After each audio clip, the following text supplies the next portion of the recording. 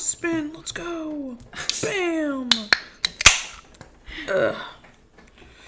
You do know we're recording. I got you right when you were like, last spin. I don't know what those waves are. Very important app game. It doesn't work for my phone. It's fucking pissing me off. Actually very lame.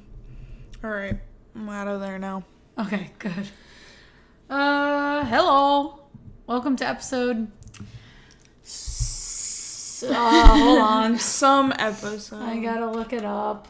Gotta burp again? Oh, God. She's very burpy right now. Excuse me. 17. Episode 17. For sure? For sure. Damn. Did you see the title I made the last episode? I did not. Life alert and chill. Yeah. I like it. It's a good one. Justice actually came up with it. Oh, really? Yeah. I was like, I don't know what to name this thing because we didn't make a whole lot of like funny jokes I could play off of. He was like, well, it's old people having sex, so go with the try and true. Imagine if they had a life alert and chill. So I was like, yeah, I'm going to go with that. But this week, we're going by talking about the movie Smile. Yes. A horror movie. Not really horror. I say, like, it's not really horror. It's a horror movie? What are you talking about? I think it's more mindfucky than horror. Because I think horror has, like, I think slasher realm of horror. No, horror is... I think it's more paranormal psychology. Horror is a wide grouping of things. Like, The Menu is billed as a horror movie. Pearl is a horror movie. Not horror. They all fall under the horror movie umbrella. The Menu is not horror. I call that more satire. It's a horror movie. Dark humor. Billed as a dark humor. Comedy. Are you going to say Addams thriller. Family is horror too? No, it's a satire. It's dark humor. Oh, Smile is also way more in the vein of a horror movie. I think it's more horror towards you. It's not a horror to me. It is a horror movie because... I'm going off of my feel of horror. It didn't necessarily scare me. Like, the jump scare scared me. But, like, overall, it did not scare me. But the movie is billed as a horror movie. I know. I'm saying the genre is horror, but I don't think it's horror. Oh, I thought you were saying it is not horror. I was like, no, it's horror, but I don't agree that it's horror. To me, it's more, I call it, in my head, paranormal psychology suspense. Because it's the whole horror. It's Inception, basically. But like with jump scares. Because it just fucks with your head. But in reality, it's not as scary. Like, you were hyping it up. I thought it was the scariest thing in the world. I was not very scared. Well, I was scared of like the music and like when the jump scare is going to happen. But that's about it. Like, it fascinated me. It scared me. Yeah. It gave her nightmares. It did not give me nightmares. I slept like a baby, actually. Well, I slept fine last night. Well, I'm saying when you first watched it, like I first watched it, because this was my first time ever watching it. It didn't give me nightmares, but I also don't get nightmares. Yeah. Really. I get anxiety dreams, but I don't really get nightmares. My brain is just... I have an overactive imagination, which leads to imagery in horror movies affecting me in a different way, because my brain literally can come up with like, I see this thing right now and like convinces me, oh, there's something in the doorway, something's gonna get me, and I literally can picture things. Like when I watched It Chapter 2, every time I passed by a grate, I could literally like see like Pennywise being there, even though he wasn't. Like, that's how... Are you sure you don't have schizophrenia? intense my imagination can get. That's why I still convince her, or I'm trying to convince her, is if you have a nightmare, write it down in an idea book and make a short story about it. Yeah. Make a short story. That would be fun. It would be a negative turning into a positive. Yeah. You have some substance. And put it on your blog, bitch. My brain is very intense when it comes to things that freak me out, and it's hard for me to separate images that scare me and, like, disturb me and, like, move past them. Like, if there's a movie that really scares me, I have to stay up all night until I fall asleep, until I'm tired enough. Dirt tired. Because I used to do that when I first started watching horror movies. Like, in middle school, I would watch a lot of them, and then if it was something that freaked me out, I couldn't go to sleep, because every time I'd go to sleep, my brain would think of it, and I'd scare myself even more. Mm-hmm. So then I would just stay awake until daylight, or until I was too tired to stay awake anymore. Yeah. I think I'm on the flip side, where, because I'm so exposed to, like, real-life horror, like true crime, I'm so exposed to that it's kind of numbed me when it comes to, like, horror movies. Obviously, I get scared at horror movies, but my mind knows that it's fake. It's not real. These situations aren't real. These monsters aren't real. So that's why my brain doesn't... I have somewhat of an imaginative mind, but I think it's because I'm just so exposed to true crime that, like, a monster going into a person's mouth doesn't really affect me. Mm-hmm. I just don't like disturbing imagery. And that is a disturbing image to me. But you love gore. Yeah. Well, gore is not scary to me. It's more like gross out. But, like, gore doesn't make me, like, go... When I'm sitting in bed, I'm like... I don't think of the saw traps and be like, I'm so scared right now. It's more like, well, you have gory dreams. That's gross, but... You've had gory dreams before, not just monsters. Yeah. I've heard some gory things you've told me. Also, she really not hyped, but you were very warning of the kills, which I appreciate, but they're actually, here's the thing. They were so CGI'd that they were almost comically funny. I think this is a dark humor movie. It is literally not meant to be a comedy at all. I was laughing when I saw some of the either kill scenes or the death scenes or like the aftermath of the death scenes, and I had to laugh. Hey. It was a little funny because it was just too CGI that it didn't look real, so I knew I could laugh at it. It wasn't even that bad CGI. It was bad CGI. It is not bad. You could tell that it was fully all of the gory aspects were CGI. They didn't do any like. I'm like Dead Meat Podcast. I'm a stickler for if you're gonna do gory, it needs to be practical effects. It can't be CGI. It's so funny though because the Dead Meat Podcast, they love this movie. Well, they can love I loved the movie. I thought it was a fantastic movie. I just thought it was funny. You're like, this is not funny whatsoever. I think I laughed a little less than I did in the menu. I think for me, my coping mechanism was laughing. The creature itself, though, they actually did go with practical effect. I think the creature was the only thing that looked cool. A CGI, because I remember they had to bring in somebody who could specially make, like, I think it was like a puppet, some kind of thing, and then they like had to make her as well, and. Oh, opening up? Yeah. Like that scene? Yeah. That we'll go whole into thing. I think God, I'm just gonna keep barking like that. I'm so sorry. I'm not editing it out. Oh my gosh, that was a rough burp. Yeah. Move away. Sorry. I'm so burpy today. I think that was the only scene that made me uncomfortable with it. But everything else, honestly, if you guys are not into gory like I am, it's not too bad. I think that scene and then the first death scene, I think kind of got me a little bit, but only because that was around the neck still. But the gore, laughably funny. I think the one that made me outright laugh was the one on the table. The one they think started it, but it didn't. The one on the table. Oh my God, I laughed really hard. That one was supposed to be more like a surprising because all of a sudden they're... No, I laughed. Yeah. I thought that was funny. Just because, again, the CGI, it just wasn't... I thought it would be higher quality. Mm-hmm. It reminded me a little bit of Star Wars, the first 3 episodes. Not the first 3 episodes made, but the first 3 episodes in the chronological series. It reminded me of that CGI. I can't even fathom what that means. It was good for the time. Mm-hmm. But this is a 2021 movie? Yeah.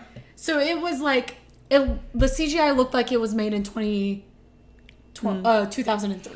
See, I just don't agree. I think a lot of the stuff in this movie was creepy to me. But you said it wasn't the gore that creeped you out. Yeah. It was the concept. Yeah. But the gore didn't freak you out. No, I don't think this movie is exceptionally gory. Like, I never thought it was all that gory. I think if they did it right and used practical effects for most of the aftermath or the death scenes, besides the first and the last one. And the fire one was pretty good. We'll talk about it. I think everything else in the middle, if they used practical effects, I think it would have affected me more. Yeah. Because it just looked a little too... It was uncanny valley for me. Mm-hmm. It looked like it was supposed to be real, but you could tell that something wasn't right. Mm-hmm. And I think it was because it was too shiny. I think for me... I don't know what shiny means, but it looked fake. Mm-hmm. Almost a little too fake. But also it was supposed to be real, but not really. So that's why I laughed. A lot of them. I laughed a lot. But yeah, the first one got me a little bit, but that was the area of where it was. And the last 2 were more realistic, where I didn't feel like laughing. Mm-hmm. But again, for me, it was... You were so glad you didn't see this in the movie theater with me, because I think I would have embarrassed you. I think I would have laughed outwardly. It's also a different experience in the movie theater, though. Like, this movie is a lot different in a movie theater when everything is dark, sounds are a lot louder. Like, you can't be joking around with the person next to you, really, because it's rude to really do a lot of that in a movie, especially one like this that's supposed to be serious. Mm-hmm. So it's a completely different experience. I feel like I would be the comic relief, though. Watching at home. Even in the movie theater, it doesn't change the CGI. Yeah. I still would have laughed. I probably would have laughed. And there was I could be the comic relief. It was just so interesting. It was such a different thing, because everyone in the theater was freaked out like me. So like, it's just different for different people, and I can't complain, because it's the only horror movie I've seen in movie theater. I was high as balls in it, so I don't remember it that much. It was Curse of La Llorona. What? That's funny. Yeah, it was just, I was hanging out with some friends. They went, "Do you want to go see a horror movie?" I said, "I'm too scared." They gave me weed, and I was good. Yeah. And yes, I was underage, but I don't do it anymore. Yeah, I think seeing a horror movie in theaters definitely changes the vibe of them, because every horror movie that I've saw in theaters, if it like had really good scares and it wasn't kind of not a good movie, it tends to be a lot scarier, because you're kind of trapped within your seat, and like, you're not trapped. You can get up. You can get up, but it's not like at home where you can just pause and be like, all right, I'm going to go walk off and do something. I'm going to go get a snack. I'm going to go, I can talk to the person next to me. We can make jokes. It's like you're in it and you're focused on what you're watching. Well, you can nope like the guy did. Yeah, like there was a guy who noped in this movie. It's really funny. So, I just can't fathom him noping out, honestly. I was like, really? It's because it's so intense, the scene that he was watching, because it just, like, keeps going, because this movie does not let you really breathe a lot. It's constant things happening. So it becomes very tense, especially during the scene that he walked out in, because, like, already you're like, don't go in there, like, it's creepy, and like you see the the creature is sitting on the bed and like it's walking towards the door and it's starting to get a lot bigger and it's just like get out, like such an intense like runaway, like shit's about to go down kind of thing. And that's when he left. And the jump scares in the theater so much louder and so like impactful because everything is just like in your face, and so a lot of us were screaming and outwardly gasping. I think I could have handled this movie in the movie theater. I think I pinpoint what kind of horror I don't really like. I don't like, and this movie kind of had some of it. I don't like no reason jump scares. Like the phone ringing. I fucking don't like that. I get it. I get why they do it. I just don't personally like it in horror movies. Again, I am more into the psychological elements. I like that side of horror more. I find it more interesting than making a scary monster. But this had a really good balance where it had a scary monster spirit thing, but it also had a lot of psychological stuff, which I think that's why I really do like this movie, even though it does have a lot of jump scares. It does have such a strong psychological element to it that I can kind of forgive it for it. But if it was like what I've heard with It Chapter 2, it's just jump scares. That movie is a lot. Just a lot of jump scares, and it does... Yeah. It becomes a lot, like, to the point where I was like, my heart hurts because I'm constantly being startled and jump scared, and so that's why that movie, I was like, oh my god, this is intense. Also because it's, like, almost 3 hours, and I'm like, my heart can't take being jumped, like... Being jumped multiple times within like 30 minutes. Like I don't have any time to sit and not be fucking jump scared. See, if it's just jump scary to be jump scary, I don't like that. I don't think, no offense, it's clever. No. Sorry to directors. I don't think jump scares are clever unless you have like what Smile did, where it also brought in other elements of horror, not just jump scares and a scary monster. Well, that's what I like. I think this movie also does jump scares that aren't, like, some of them aren't what you would normally expect. Like, when she's sitting at the computer monitor listening to something, it's not typical for something to come from the side. It's going to be, like, a scary sound that she's hearing. Like, she keeps turning the volume No, I think up. they had a lot of good jump scares. I just think some were, like, unnecessary. Or they're just being jump scary to be jump scary. Like, what I'm thinking of is, like, the last one during, like, the house scene where, like, of course it's going to pop up behind them. Like, that one. Like, I was like, you were so creative. Now you're there. And you're doing something like a cheesy jump. I think cheesy jump scares is what I don't like. Not unnecessary. Cheesy jump scares I don't really like. Because it's not, like, it's scary, but it's not, like... clever, I think. But overall, they did really clever jump scares. I did like those. They didn't get me a whole lot, but I think it's also because we should get a surround sound. I think that would work for me. If it was, like, actually, like, a surround sound, maybe that would get me more. But it didn't really get me all that much. I think maybe I jumped once or twice. But that's probably also because we weren't in a... not loud, but a surround sound environment. But we should look into that. We don't have the best setup for horror movies in general because the glare, like, ruins, like, being, like, put in a lot of darkness. So it's hard to see movies that have darkness in them. Like, X last week is more, has a lot of dark tone. It's kind of hard to see when you have a glare. And we don't have the sound for, like we're saying, for sound things to really impact as much as they do. Like, that's why I was saying the theater is so different, because the sound is very loud and it's very all around you and startling, where here it's like you're only getting the sound from straight across, so. Yeah. But those are easy effects. Curtain, surround sound. Yeah. Surround sound can be pretty... affordable, especially at NFM, Nebraska Furniture Mart. I was like, what? But yeah, Thank you. Yeah.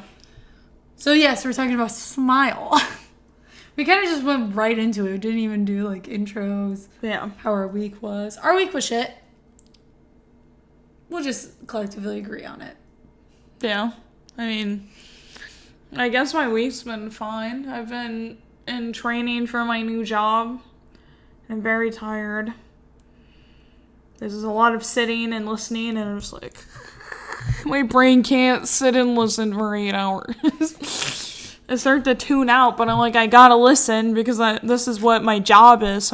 But we also aren't like hands-on today because we don't have the dashboard that we need in Epic to do the work. So we were just kind of watching her do it. And for me, I'm like, I need to get in there and do something, or my brain starts tuning out because I just don't. Mm-hmm. I can't sit and like focus on what she's showing me for hours and hours, not being able to actually like do it. So could you take notes? Would that help? Just writing. Well, she was just doing the most like bare bones introduction. We added websites also to our browser today, which is also not the most fun, exciting thing, because since I'm going to be working with insurances, we have to like register for a bunch of insurance websites, so that way we can go in and look at claims and look up if a person has this insurance or their explanation of benefits. So the first couple days are just going to be a lot of boring, like, introductory kind of things, and so it's felt very long because it's just like, here, register for this website, add it to a bookmark. Here's OneNote where you can look up stuff.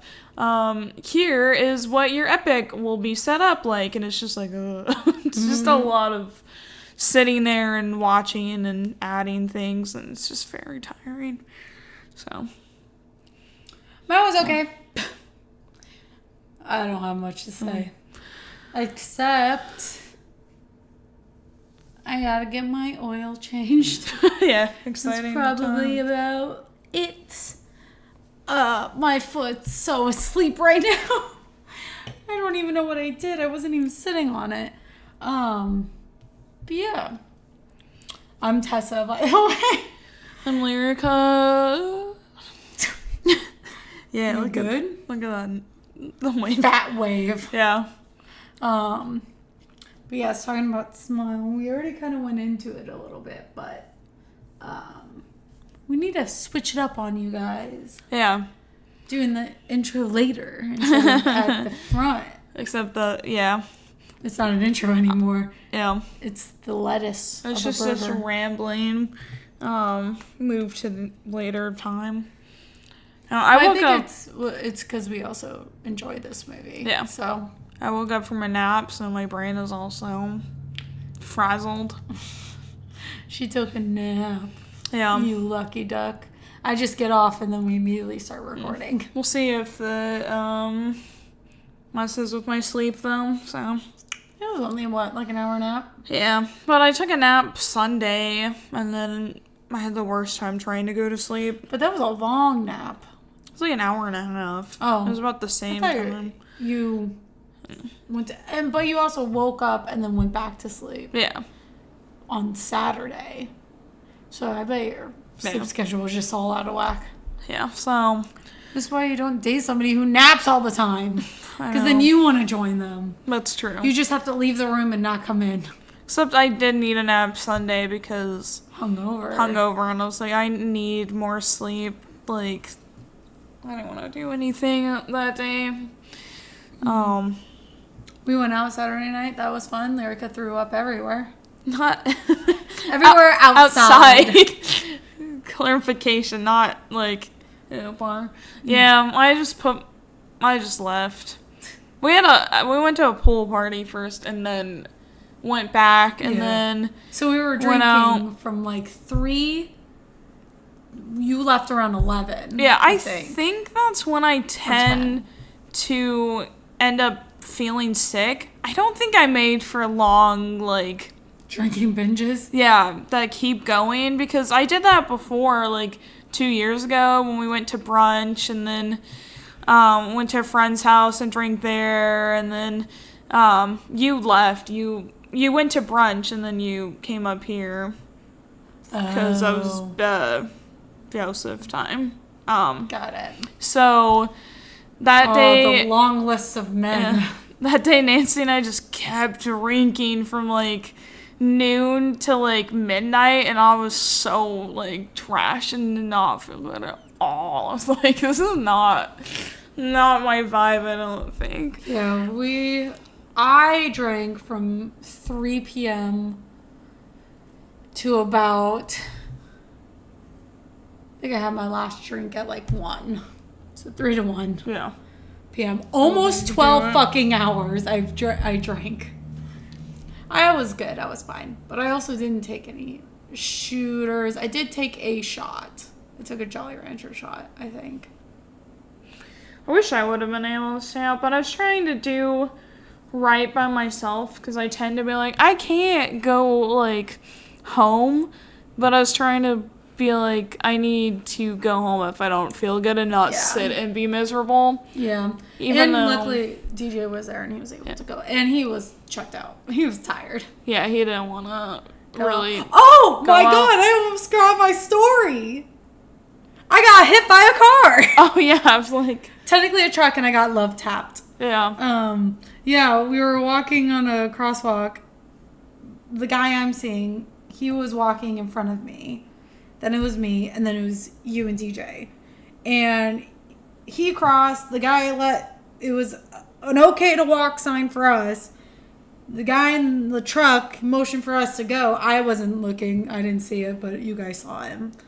And so we were walking, and then all of a sudden, right when I'm in front of the truck, he decided, I'm going to go now. Yeah. And so he hit me. Luckily, it wasn't too bad. It was just, I still have a little scrape on my elbow, but didn't do any blood, didn't do anything, didn't hit anything important except my little elbow.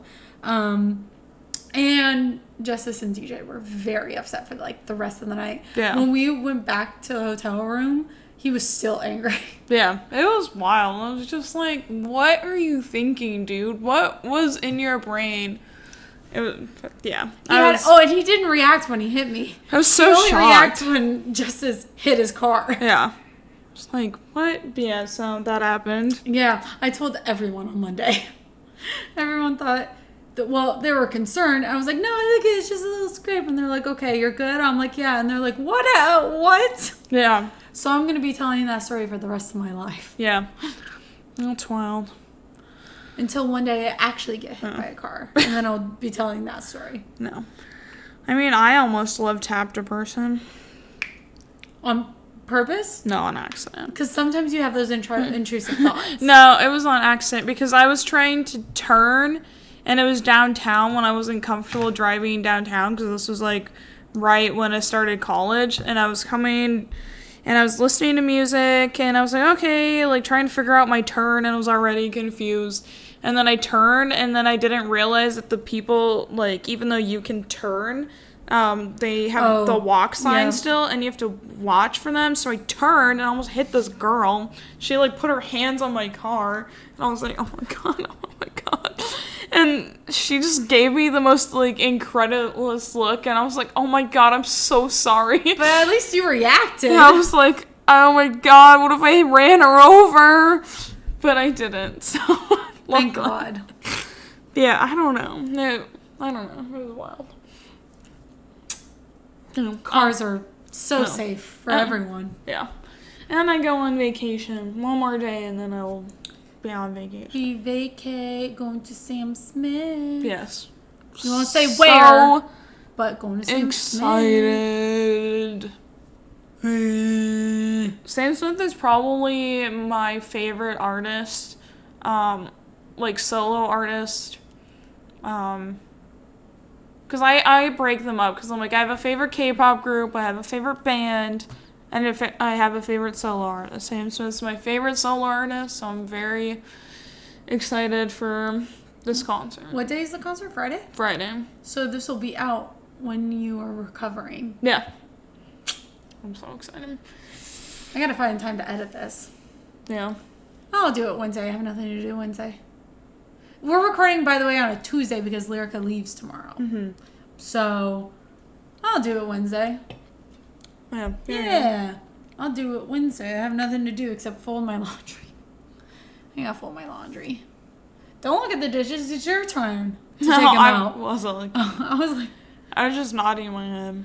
Nod. Nod. I'm so fucking hungry right now. I'm what your Alfredo. That sounds really sexual, but she made a shit ton of Alfredo. Sitting in there. And I keep forgetting it for lunch. So are you going to make mac and cheese? Is that why mac and cheese is out there? Tuna noodle casserole. Oh. What do you do with the cheese packet? You make the macaroni like you normally do, and then you add the stuff in, and it makes it like... For some reason, creamy. I thought you put... cream of mushroom. I don't know. You do put cream of mushroom. Oh, with the cheese powder? Yeah, you make the mac and cheese first, like it's normal mac and cheese. Then you keep the burner on, and then you put the cream of mushroom soup, the tuna, and the peas, and then you... Oh. I didn't know that's how you made it. Because if you did just cream of mushroom soup, it'd be very mushroom. Yeah. That's what I thought tuna can was. No, that's stroganoff. Stroganoff is a mushroom Yeah, it'd be sauce. very mushroomy, so I like it with the cheese because it gives it a little bit of a... cheesy tuna, mushroomy taste. Yeah. She makes really good tuna noodle casserole. It's affordable, but also it's the Cheaters cheap way, but it's good, and it costs... like what, $5? Yeah, like $5. And you crush some potato chips on top. Solid. I think I've tried it with potato chips. You probably made it once and you put potato chips on it, and I'm like, what the fuck? I like it because it gives it a crunch. You give me a crunch in my butt. I don't know what that means, but... I don't know what it means either. So, what do we want to talk first about? That's the update. Oh, yeah, that was such a long update. This is why we do it in the middle. Yeah. So you guys get a little taste, and then we abruptly stop. It's like a jump scare. We divert your attention and go, nope, no. Not yet. It's a tease. Yeah. Well, general... we didn't even tell them the general Wait, hold on. Are you wearing DJ's shirt? Yeah. You're wearing DJ's shirt. I'm wearing just his sweatpants. We make a boyfriend right now. We do. It's very, it's like the one that you were wearing. It's a training complex? Yeah. And so... I wasn't wearing a training complex one. Yeah, but like it was a company. Has military company. Something to do with the military, and it's got the emblem on the back and something. Men's bag. He got this from Jordan, apparently. I was like, don't you want a bag? He's like, you can wear them. From what? Jordan. The country. Oh, I was like, person? Country? No, the country. I was like, person? I don't know who I think that Jordan. Is. I don't remember now. I'm really bad with remembering things. P.O.W. What does P.O.W. mean? Prisoner of war. M.I.A. Missing in action. You are not forgotten. You're not forgotten. I actually have one of these on my car because my mom had this sticker, and it used to be my mom's car, so I have one of these. You also have a fish, a Jesus fish. Unfortunately. You know you could take that off. I can't get it off. That thing's adhered like it was glued on there. Did you try baby oil? No, I did not try baby oil. Try a baby oil. I don't want the Jesus fish. You try baby oil. Yeah. Usually baby oil, or there's an actual product that can take stuff off of like cars that are adhesive. Yeah, I need that off my car. Done. No offense, Mom, but I need it off. I don't need Jesus on my car. That's the only way I can identify your car. Yeah. If there's like multiple green. I found I was driving next to a green Toyota like 2 days ago. No. It was me. No, I'm just kidding. It was yesterday. It was either yesterday or Thursday. Can't remember. But one of those days. Yeah, it was me. It was definitely not you. Just kidding. For a minute I thought, but it was like a 40-year-old brunette. That was me. You're a 40-year-old brunette? Yeah. You dyed your hair for one day and then bleached it back. No, wore a wig. And aged 30 years. Mm-hmm. That's not math. 20 years. No, I'll take 30 years. That means you'll be underage. Yeah, I just don't want to think about being closer to 40. Oh, well, if you want to be underage, I have to kick you out. Oh. I'm not living with somebody underage. That sounds like a lot of problems. Yeah, it'd be like 15. Oh. Yeah. You're halfway there. It's not that bad. I want to hear you say that in front of Nancy.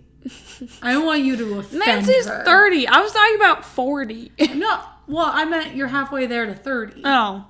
5 more years. I know. I hope to be a Nancy when I'm in my 30s. Single? No, like willing to go out and still do stuff. You'll still be able to do that. My mom doesn't. She's 40. Yeah. She's about to turn 40. How old am I? 47. That's my hope. I think 47. Yeah. If I did my math right, I think we're 23 years apart. So Or 22. You're so tiny.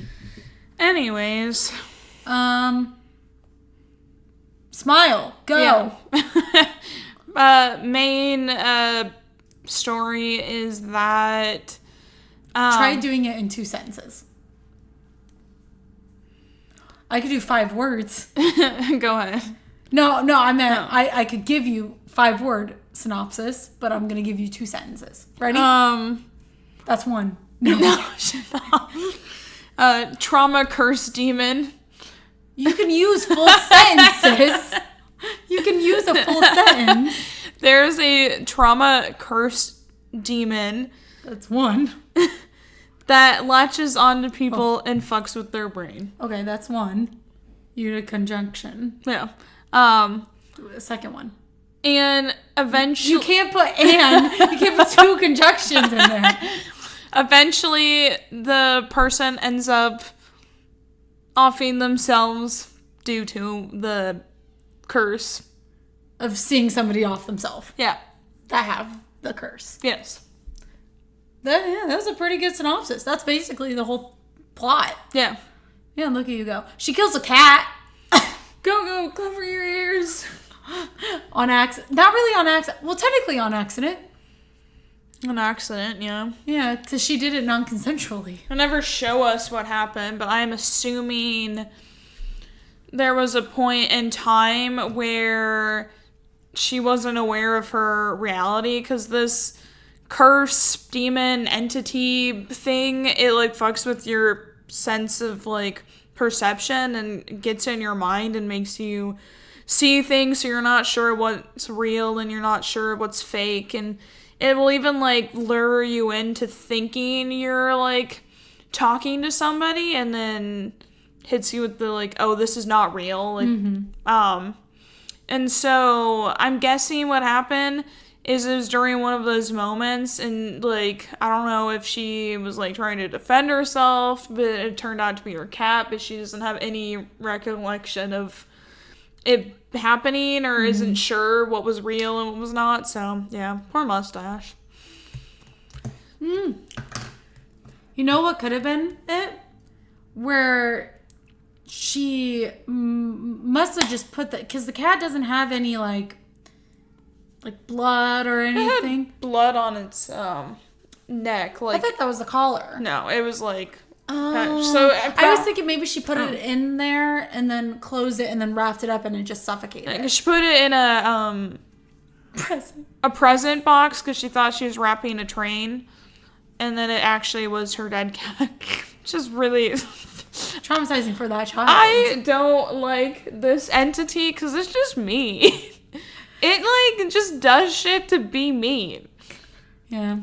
It traumatized that nephew. Yeah, and also, I think one of its big things is also isolating the person. So it does whatever it can to, like, isolate them from the people who they love and kind of make them feel alone and separated. And so, yeah, its whole entire thing is, it's like a chain kind of thing where if somebody offs themselves in front of you, then you start experiencing the entity and it goes around and smiling at you. It can be like people you know, people you don't know, echoes of past trauma. So it essentially kind of follows you around, and then that's kind of the start of it. Then it starts fucking with your sense of reality, like constantly traumatizing you, constantly scaring you, making you not feel like you're not sure of what's real anymore. You can't sleep because it's constantly, like, harassing you. And making other people think you're insane. Yeah. So its whole entire thing is to eventually wear your mind down enough that it can take over you and then continue the curse by then killing yourself in front of somebody. But they're not, like, actually the ones doing it. Like, they don't scare them to the point where they're like, I have to do this. They, like, break down their psyche, basically, so that way they can finally traumatize them enough and freak them out enough that they can no longer fight the entity, and so it can take over and keep its curse going. Other than if you kill somebody, you murder somebody really horribly, brutally in front of somebody else, then it passes on to that person that you did that to, and then you're free, but you're, of course, gonna most likely go to prison because you brutally murdered somebody in front of a witness. Yeah. And you pass it on, and then it keeps going. So technically, there is no break to the curse. Okay, so I know we didn't get to the final scene, but in the final scene, she gets taken over, dies in front of, like, her ex, who is, like, she still likes and everything. And so I want to see a second movie where it's him, like, 5 years later, and he hasn't passed it on, he hasn't killed himself, but him trying to figure out how to break the curse. He'd be just, like, traumatized constantly. Yeah. And he'd be super traumatized, completely isolated. He's not around anyone. he would have to, like, be in a shack. Yeah. Where no one can find him. Exactly. It would be so interesting to see a cop do that. Yeah. Because they know firearms, they know everything. So he would turn into Howard. Yeah. Anyone comes near, Yeah. get off my property. Unless, if he goes missing, wouldn't his precinct then look for him? No, he just resigns. Oh. Sends in a resignation saying, I need to retire. I saw my ex-girlfriend die in front of me. I need to go. I need to just go. Yeah. It doesn't sound like he has family, so. Yeah. Well, I feel like the thing is it probably never will end, and it will keep collecting victims because it, like, messes with your perception of what's real so badly that you could think that you like made it out, because that's what it eventually does at the end. So it makes the main character think that she defeated it, and she didn't. So I think it would probably wear him down enough that he would most likely... He locks himself, and he throws away the key so he can't get out. He physically cannot get out. Boards up all the doors. It turns into, like, an apocalypse in that one place. I need to see it. Because I need more information. I want to know what it is. I want to know the long-term effects if you have it for longer than a week. Yeah. Because that's, like, the max time they can have it is a week. 4 days to a week. So I want to know. Because it ends up eventually getting passed on.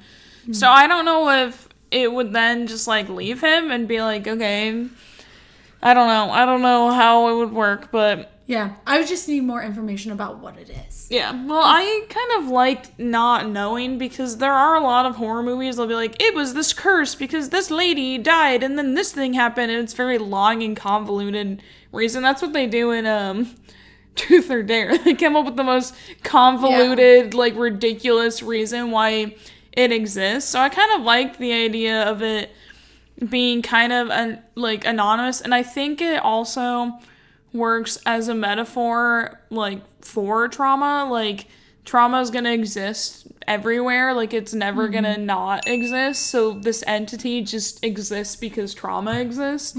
So that's how it, like, kind of lives and survives, is people are always gonna have trauma that they're not gonna want to face, or because there was this thing where people were saying, well, if she dies at the end after she thought she faced her trauma, because her trauma is that her mom overdosed accidentally, I believe it is. Like, she wasn't actually trying to. No, I think she was trying to, and then she regretted doing it.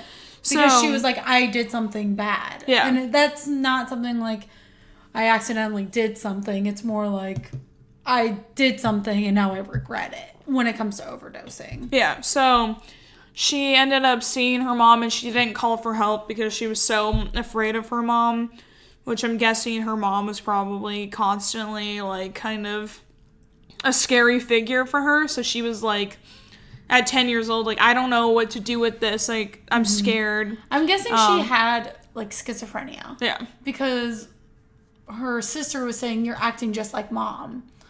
And so maybe mom had remnants of schizophrenia where she was seeing things, hearing things, freaking out. Stuff like that. That's what I'm guessing. And as a kid, probably don't understand mental health. What's going on. And also, I'm guessing her mom probably didn't have any help with it. Like, she's a single parent. Yeah, kind of doing it on her own. And so as a kid, I could see that. Like, kind of, even though eventually she grows up and she's like, you needed help. And I wasn't able to give you that help. And so that's why throughout the movie we see her be, or before she starts getting mind-fucked, she's like a workaholic. Like, she really wants to help her patients because she's trying to, through them, give the help that she couldn't offer to her mom. But she was just a kid, so you can't really, like, put it past her. But she has so much guilt for that. And so people were like, well, she still dies at the end, so, like, isn't that showing that you can, like, never get over your trauma?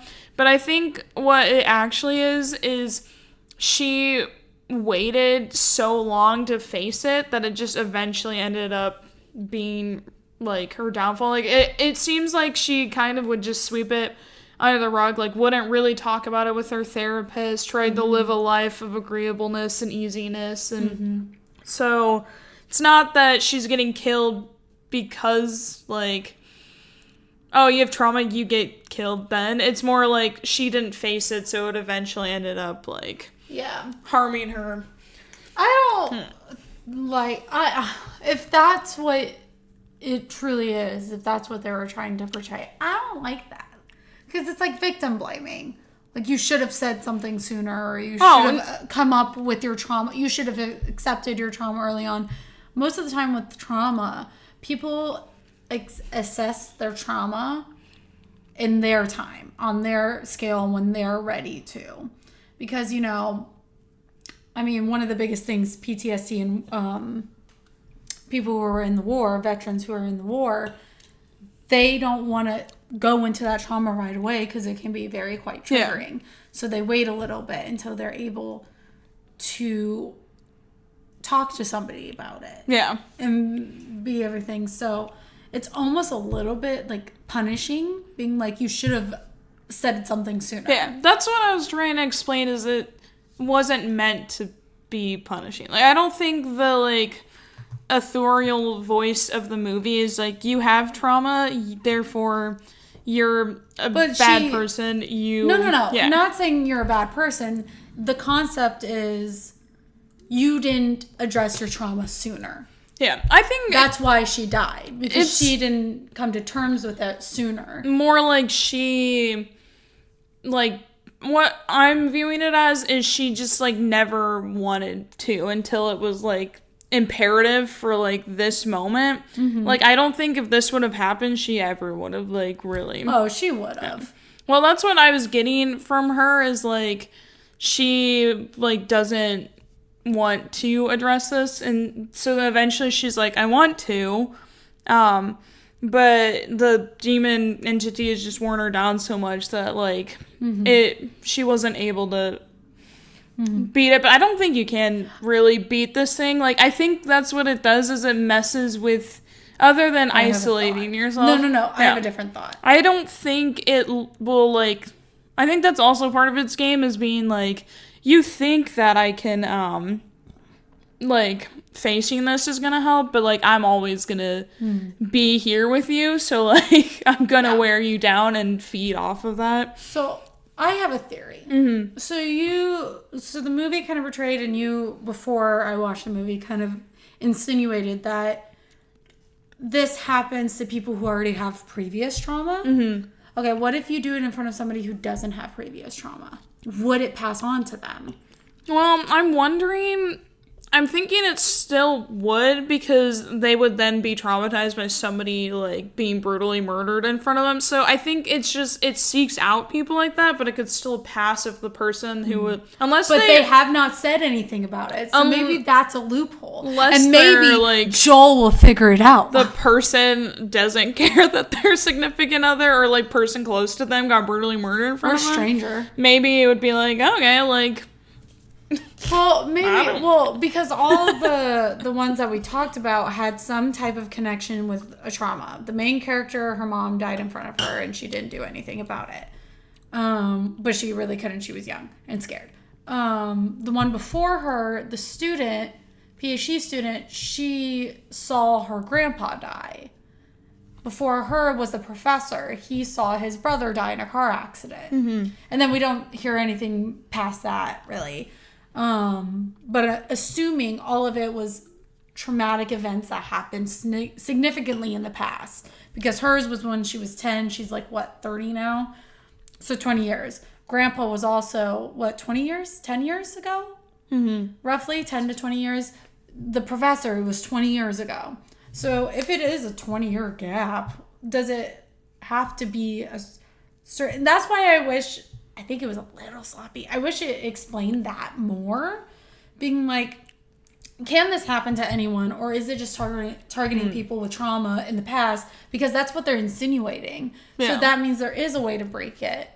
Maybe that's what they're trying to show. That maybe there is a way to break it. Like a little hope to do it in front of somebody who isn't traumatized. The opposite. I think it is... But the movie doesn't show that. Yeah. The movie doesn't show that in any way. Because it created a pattern, but it doesn't show that pattern can be anything. It just shows that one pattern. Yeah. I think if they showed that more, like in the past ones, like going more into like Joel explaining the past ones and being like, well, there was, or talking to another person, like that one guy who took it off of him, having him explain, like, I didn't have anything happen in the past.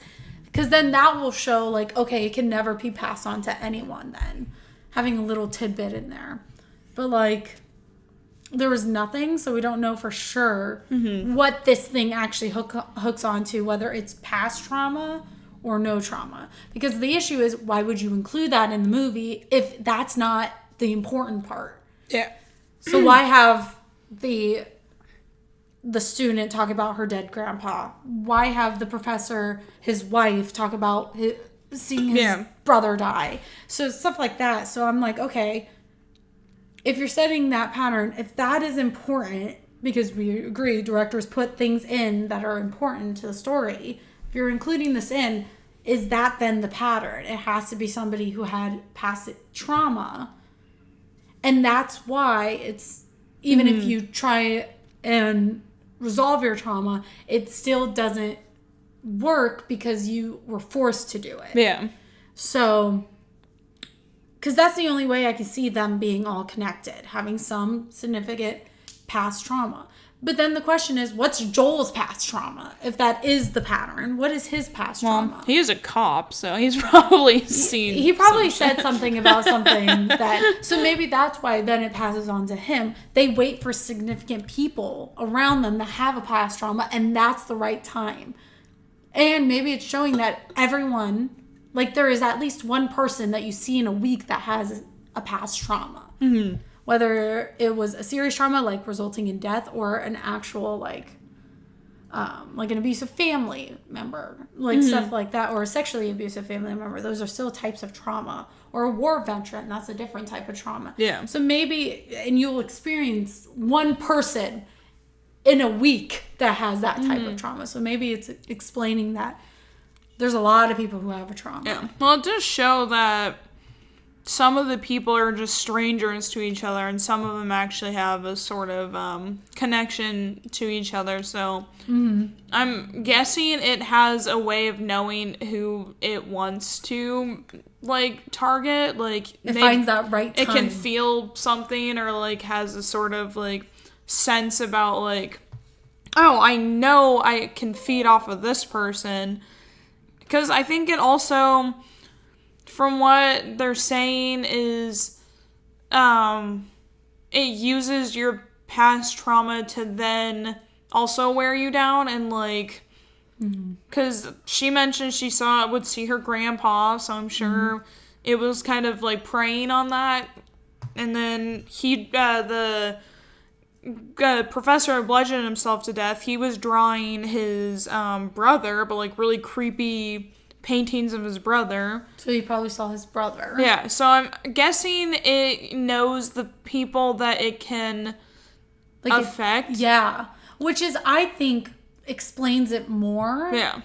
Because then why include that all these people have a trauma? Yeah. Why include that? Maybe it feeds off of that trauma. Yeah. Not only the trauma of seeing somebody die in front of you, but also the past trauma. Yeah. It feeds off of both. Yeah. That's why maybe they prefer going to those people, because those people have like that trauma. And then the guy who broke it, well, not broke it, but took it off of himself, he mentioned that there was another chain in a different country. Brazil. But the thing is, he didn't say that chain was still going. So it kind of, for me, that was like a point where I was like, I need to take note, because maybe there is a way to break it, but not pass it on. Yeah. And I was thinking maybe doing it in front of somebody who might not have a serious past trauma in the past. I wonder, though, if it could also just take any kind of trauma and just change it and mess with you so much that, like, it would be really hard to find a person who's never had something like maybe it's not like, you know, super traumatic, but something like bad happened to him. It probably could be like, oh, like, maybe, but again, they don't show us that. Yeah. I think that's what I wanted more in this movie, was they didn't show us enough to fully understand what its full motive is. So yeah, I don't think I need that, because it'd be too explanatory, and I kind of like... Well, you could do it in a... being taken out of, like, more anonymity, and being like, we don't know why this thing is doing this, but it likes trauma, it uses that to its ability, and, like, it... You can explain it in a way that isn't, like, the protagonist is reading something. Yeah. But, like, that's why I think, like, it explained it in my way, because why would these three people that we really hear about have these really significant traumas? Why would they have them and not have tiny traumas or no trauma in the past? Again, what we've said in the past, directors put things in for a specific reason. So they're putting it in for a specific reason. The only reason I can think of is it latches on to people who have past traumas. So it waits until they get... Like, for example, why Joel? Why didn't they have the fiance come and find her? They had Joel come and find her. Because... And then she killed herself in front of Joel. The reason why is because they wanted Joel to be there plot-wise, because he has trauma. Yeah. Fiance doesn't have trauma. She could have had so many opportunities to die in front of her fiance, but they waited until somebody who had some type of trauma in the past, like Joel. I think he mentioned he was in a shootout and he killed somebody. I think Joel is also the more impactful option, because the fiance they set up to be like, I don't like this guy anymore. So if it was passed on to him, I'd be like, I don't what about Holly? Care. Okay, what about the sister then? Yeah. She has a redeeming arc where she's trying to find her sister. I don't know. I'd still be like, I don't really like Holly. I don't mind if it gets past her. Because, like... Well, I would feel bad. She has a child. I think, because for me... I think it ended up being more impactful being Joel, because she was finally, like, I want to be with Joel, like, I'm ready to let my guard down, I'm sorry that I didn't do that, and it's like, it doesn't matter now, because... It might have been for multiple reasons. She passed it on to him, and Joel's fucked now, we see Joel's a good guy, so, like, I think I like that they actually went with Joel, because it'd be a lot easier to go with, like, a really shitty person to pass it on to and be like, oh, this fucker, like, I don't care that he gets it, but I care if Joel gets it, because I don't want that to happen to Joel, because I liked Joel throughout the movie. So, like, if it gave it to the fiance, I'd be like, well, I don't care. My question is, why Joel in the first place? Why was he a character? Because I think he was a specific character that was made so it does pass on to him. Because then they could have made the fiance a very good person. Yeah. With trauma and everything. And it passed on to him. But they couldn't do that. They had to have another person who has a traumatic past. That isn't... They could have done Holly. They could have done, like, her coming around, feeling bad. Having a redemption arc. Because she's always been a bad person. Maybe then... She sees her sister struggling and then she turns around. I would feel bad. Even though I don't like Holly, I would have felt bad because she has a child. Like, that would have been a more, like, a seriously impactful thing where you, like, I just imagine her getting it and then all you see is her entering her house and her kids there. Yeah. From what I'm guessing, I don't think they're going to give it to I don't think it's going to pass on to a kid.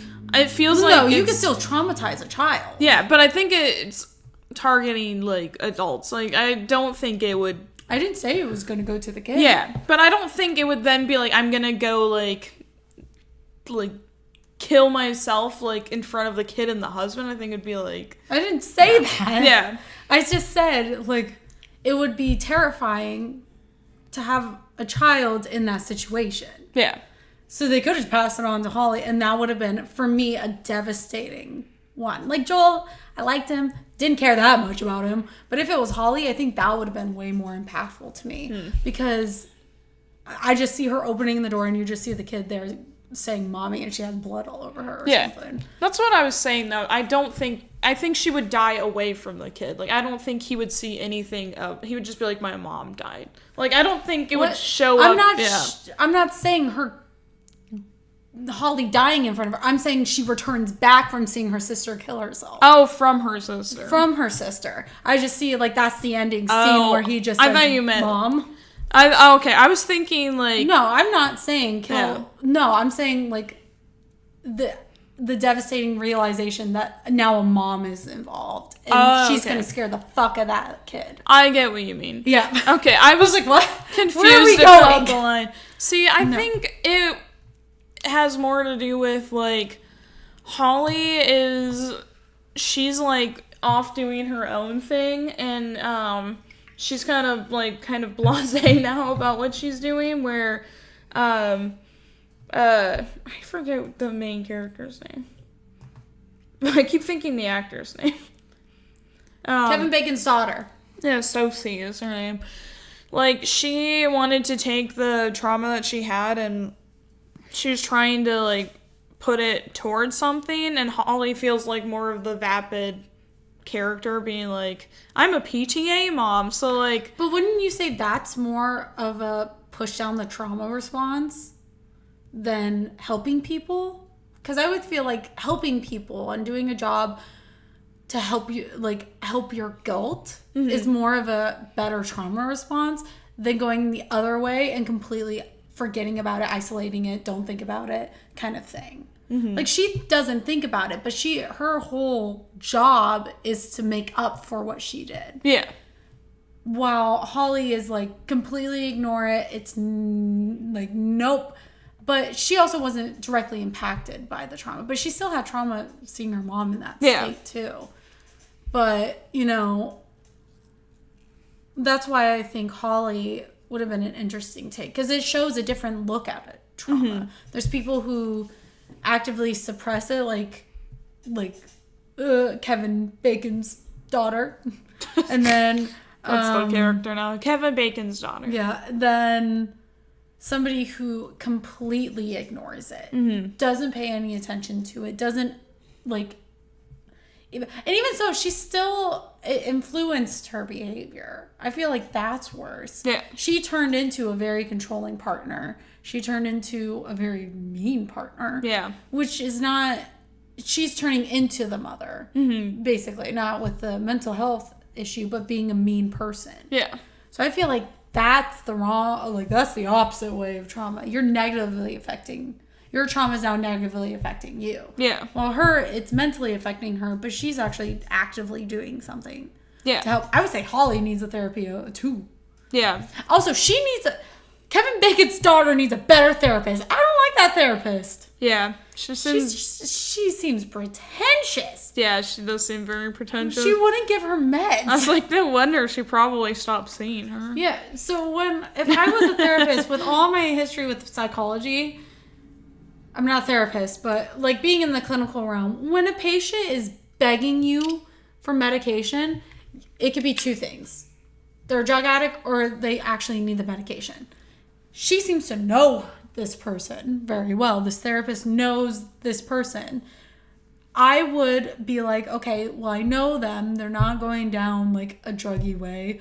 They're a doctor. They can do it themselves. Mm-hmm. They have them work in a mental hospital. They can get that medication free and easy and not write a script. So it traces back to her. So I'm like, well, maybe she really needs this medication. She's just completely restricting it. Or not even like, you can give medication, but at a low dose so it doesn't do anything. Well, it does something, but it doesn't, like, it's not a super powerful thing. You titrate Yeah, she could have been like, here's like 2 pills maybe for when she you're was having thinking, really bad. oh, like she's going to use this as a crutch. But I was like, oh, or maybe she needed some kind of evaluation before. She's like, I want to evaluate you before I medicate you or something. But yeah. But but she has a history. That's the only thing. Like, you already know her trauma. You already know her issues. So you might as well, like... And there's, like, this huge... Sorry, going on a little tangent. Not really, but it's connected. Like, there's this weird atmosphere around medicating. Obviously, you shouldn't over-medicate. Like, for example, ADHD kids are overdiagnosed and over-medicated. Because there are ways that if somebody has ADHD, it does not mean they need medication. Yeah. They need to then be evaluated, see where they are, see how therapy works, and then they get medication. I have a brother who immediately got medication. It was like, okay, but what if he doesn't need medication? Mm-hmm. What if he just needs therapy and training to help him learn the correct ways to work around it so they don't have to use it as a crutch?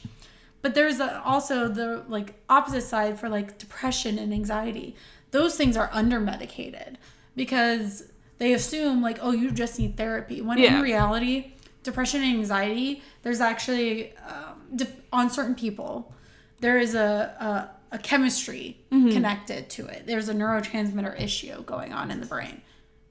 Do you remember neurotransmitters for those two? No. Okay, so for depression, it means you're low on serotonin. Oh, yeah. And you're low on the other one, dopamine. You're usually low in both or one or the other.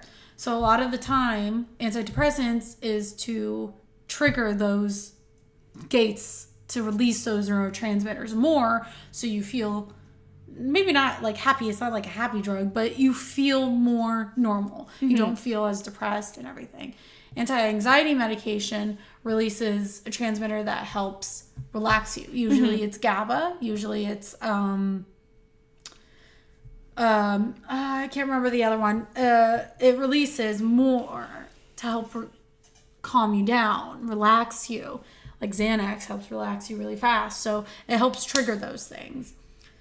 So like for me, I have other depressive disorder, which means I don't have a constant depressive state as major depressive is. So I wouldn't need medication for that because I don't get it at a longer, higher rate than other people do who have major depressive, which is, I think, like a majority of like 4 years you're depressed. And that's when it becomes, okay, is this trauma? Is this self-esteem? Or is this chemistry-wise?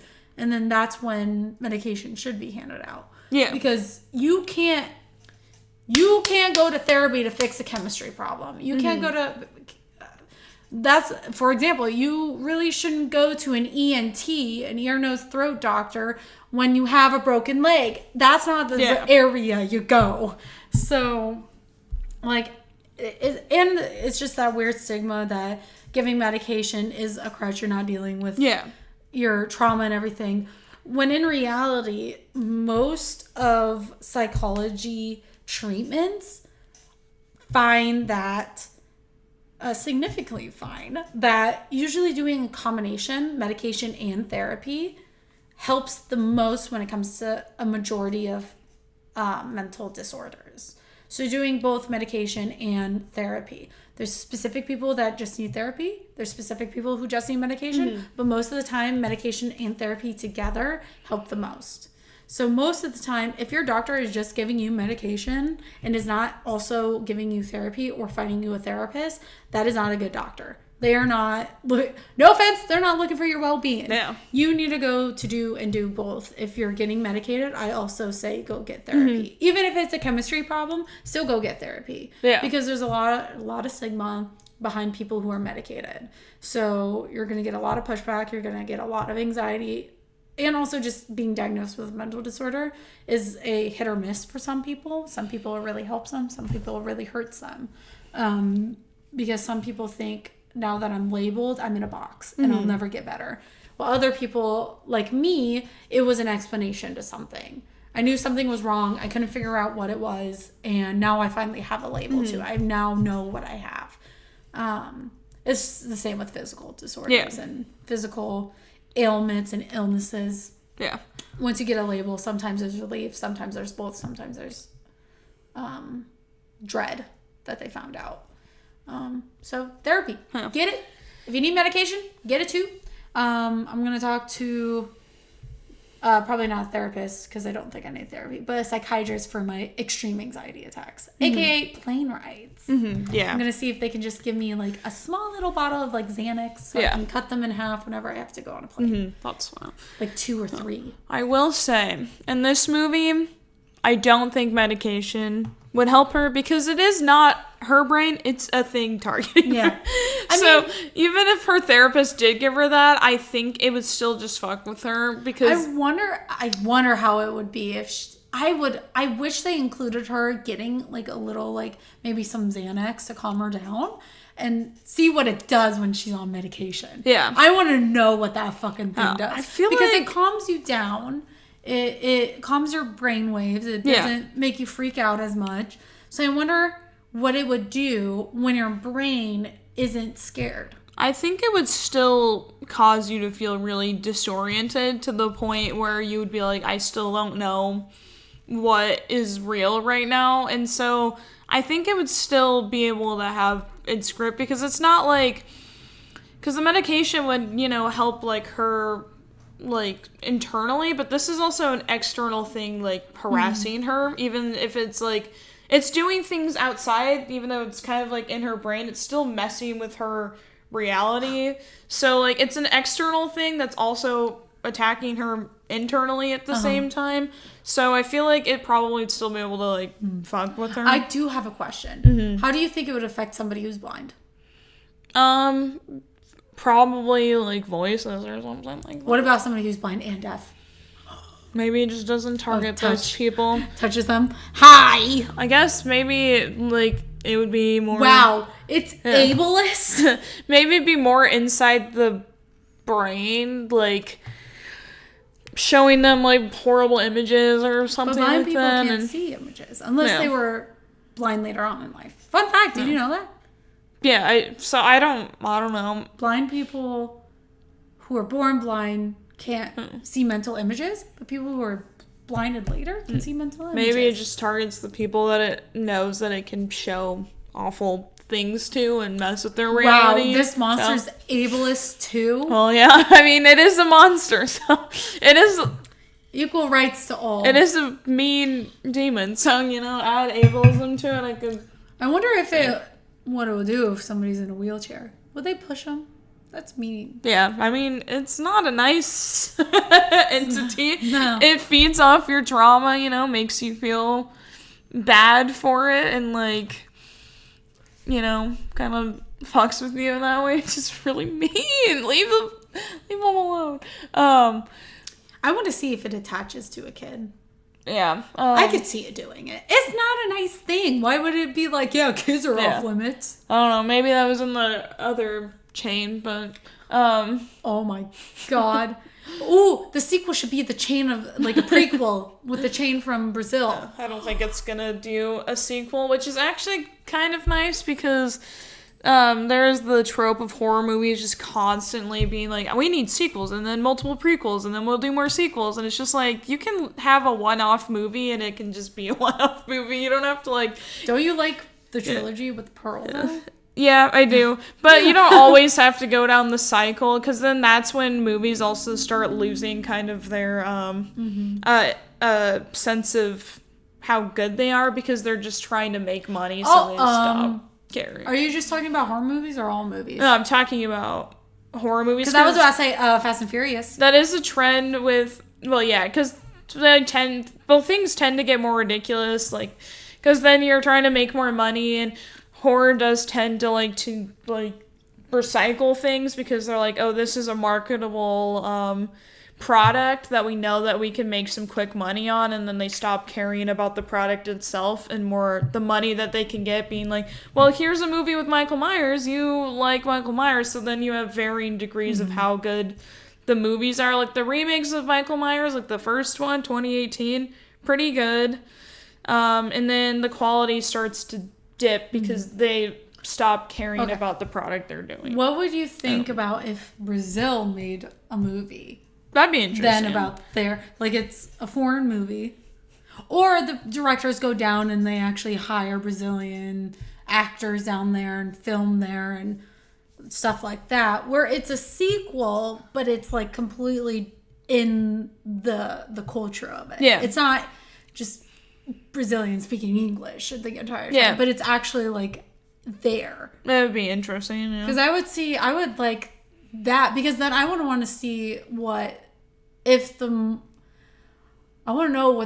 monster changes in different regions. Like, does it look the same, or does it look different because of the culture change? Yeah, that would be interesting. Because then I think that would give it a fresh taste. Yeah, where it's not like a revamped one. It's like a completely different cash grab, being like, we can make this movie and kind of change a few things, but it's like the same movie recycled twice. Yeah, because I could see like somebody doing that and being like, well, I could make a Smile 2 where it's just the same thing, but now it's Joel going around. It's like no, I mean like or doing like one that is the one that I said, trying to figure out how to beat it, but then he succumbs, and then it goes into the child. I want to see a child do it. That'd be interesting. You think children are off limits? Hell no. Yeah. You saw a child get yeeted in Evil Dead Rise. Yeah. Well, that's also Evil Dead's Rise's premise is the disintegration of a family, and that was a theme in regards to children. Yeah. Children are now off limits. That's what was intense in that movie. It's just like, it's also their mom who like dies, and it's using the mom's body to therefore end up killing these kids and like going after their own children. It's very upsetting to me. No. We need more children dying. Yeah. But I mean modern horror movies do like to... They're starting to get towards the children now. Hereditary fucking decapitate a child, you know? Yeah.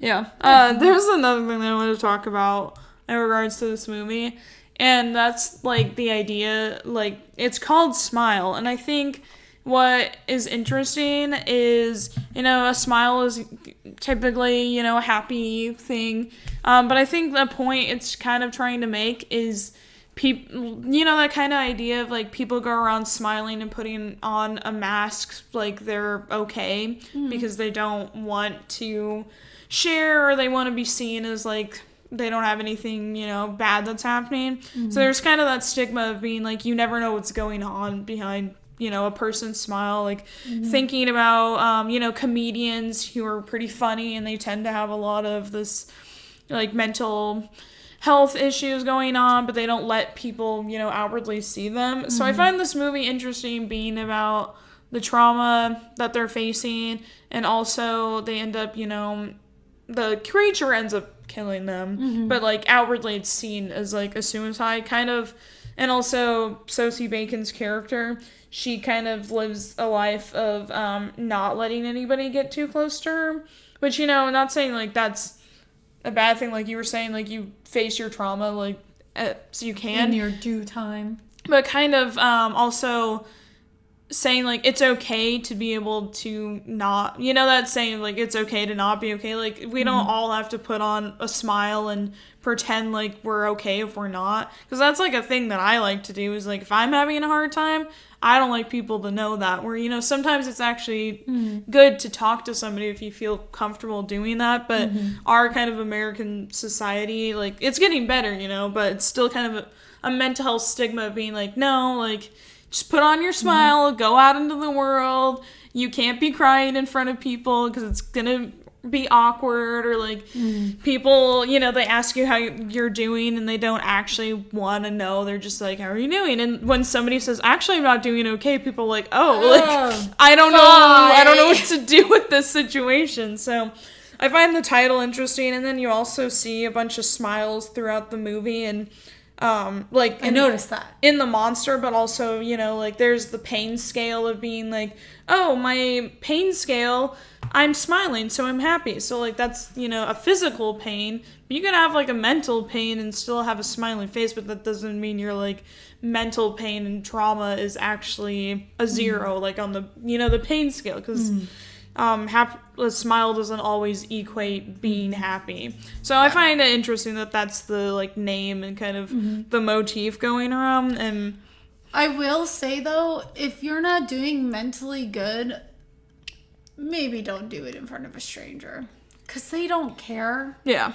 I mean, they care, but they're like, do you have your mom or dad or sibling or friend or something? Because I would feel uncomfortable if somebody, like, really confessed some stuff with me. Yeah. If she was somebody, like, if I was in their world and she came up to me and did that, I'll be like, I don't know what to do. And I have a psychology background. I would be like, I'm not being paid for this.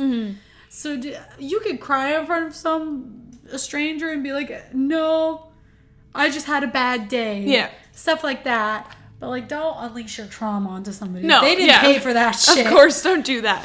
I was thinking more, like, just on the general lines of, as a society, becoming more okay with, like, you know, like, why don't we have paid mental health days? That would be nice. But, like, nobody really thinks about that. And, like, well, I mean, you know, some workplaces, as long as you have the PTO, you don't have to give, like, a reason. Like, I had taken mental health days at the state patrol and all that. I think schools need to do that. Yeah. They have sick days, and then they should add, like, 10 mental health days. Yeah.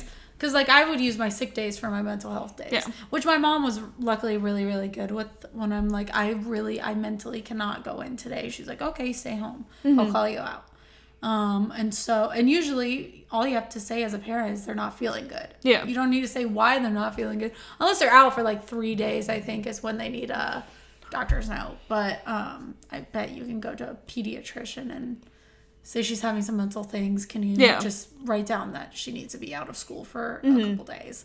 And so stuff like that. I mean, I think also on top of that, an argument I made today on TikTok was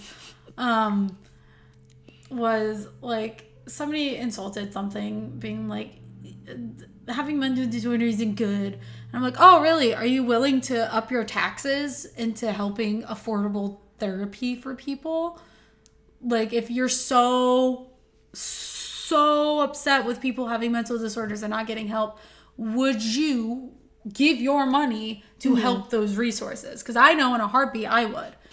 I don't pay, I pay taxes, but I would pay more on taxes. It reminds me of, real quick aside, the argument of the pro-life people being like, well, what about adoption? And it's like, well, are you putting money into helping adoption agencies or fostering? Are you adopting? They're like, well, no. It's like, Then what?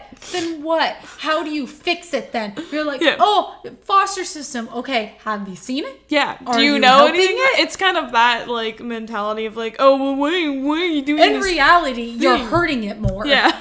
being like, oh no, it's fine the way it is. Yeah. Just put more babies into it. Yeah, it's like that same kind of mentality of like you can't be like, we have a mental health problem, and then be like, just don't have them. Yeah. Go vegan. Yeah, it's like... That doesn't help me. That helps my physical being, maybe, but that doesn't help me. Like, that's not a helpful avenue. Thank you. Thank you. Yeah. Oh, you should go get help. Okay. You want to give me the $100 per session? Yeah, that's true. Do you want to give me, like, even though, like, that's the only thing I'll give military right now is I had the best coverage with mental health with that. I think I had to pay for the first 5 sessions. No.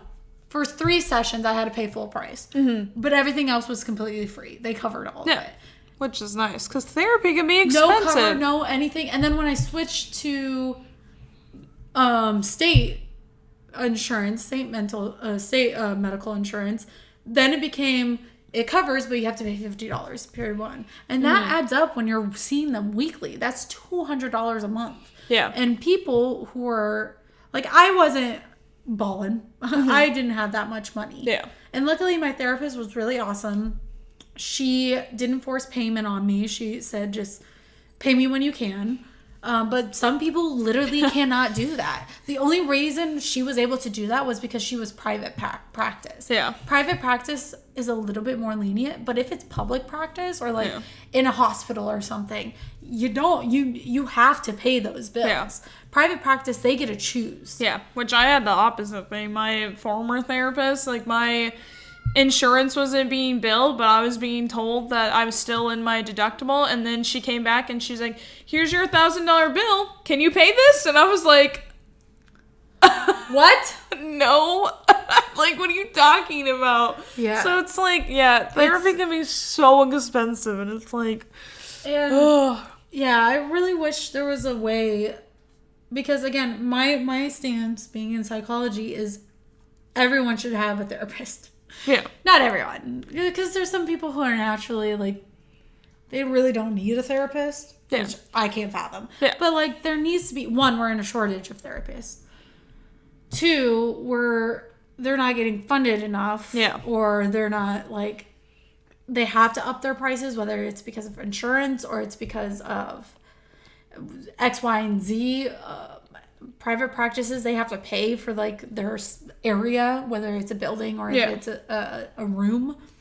Stuff like that, like, it adds up, and so it becomes more expensive over time. Not only that, but because of inflation and our minimum wage isn't going up. Yeah. So it's just like, it's like we're stuck in a trap. Yeah. And people are just like, well, you can get help.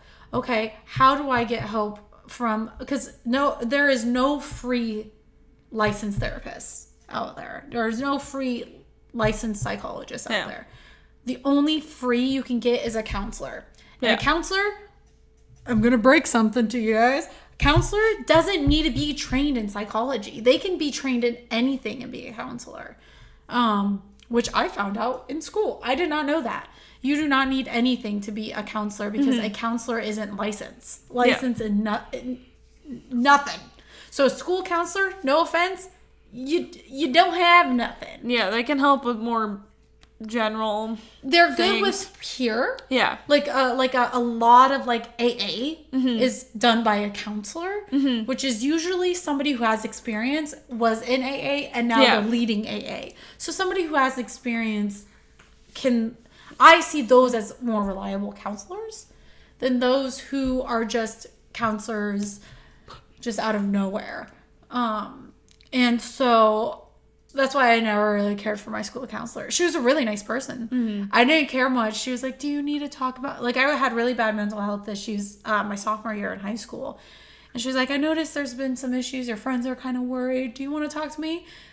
Even in this time where I didn't know anything about psychology, I didn't feel comfortable because I don't know her credentials. So I don't know how they can help me. But luckily, what was awesome about my school was they had a therapist. They paid a therapist to come in twice a week. We had... And have group therapy. A similar thing, except ours was... We had the school counselor, and then our teacher who taught AP psychology, because it's only that class is only offered like one period of a day. The rest of her job I think she had a doctorate's degree, so she was like an actual... Oh my god! And she was working at a high school? Well, she was a really nice lady. Bitch, you could have been a professor. She was like... doctorate? Maybe she had like a master's or something, but she was like actually licensed. She had to be master's. She was licensed to do that, so she taught her psychology class. She was probably but then master's. When she wasn't doing her period of psychology, then she was the...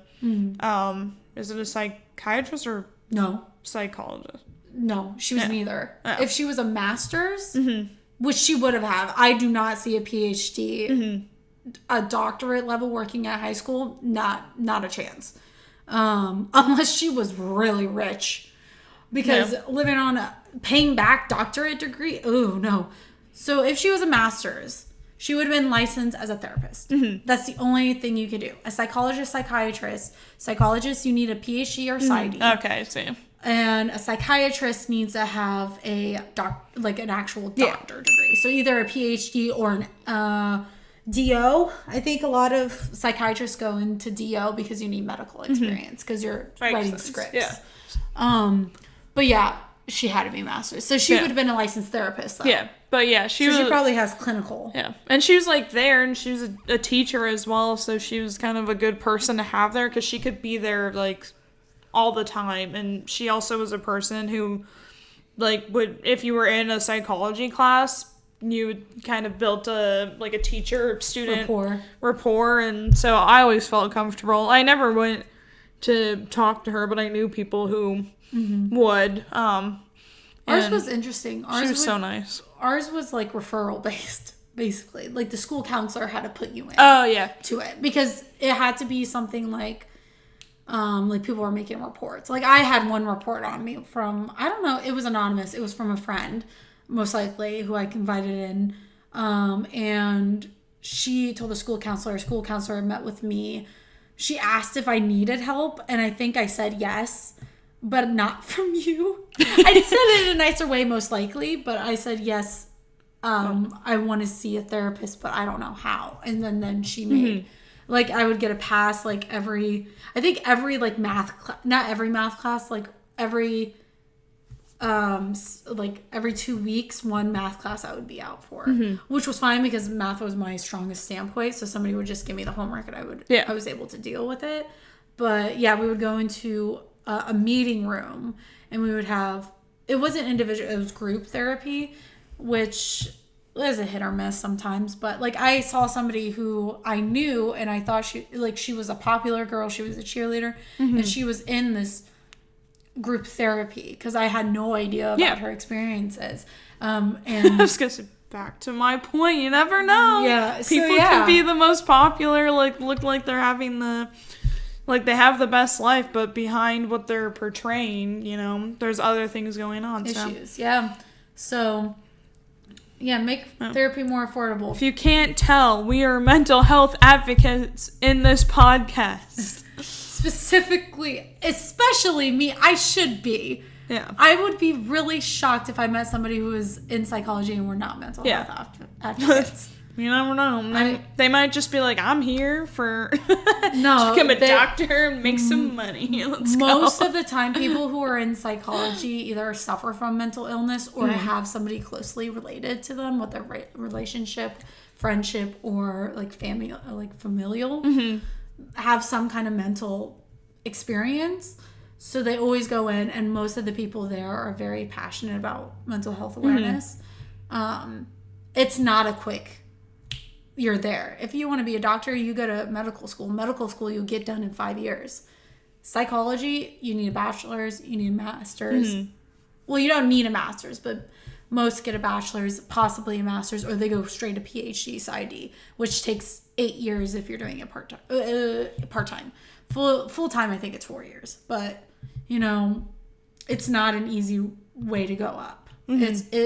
It's time, dedication. So people who want a quick fix, they go med school, nursing, or PT. It's a little distressing because there are good doctors out there, but some probably did it because they want to make money. Mm-hmm. And they're just there because they want to. Hopefully they're there because even though they make money, they also, want to help people. I think majority are. Yeah, but I think there's maybe some bad some apples, skeevy ones out there.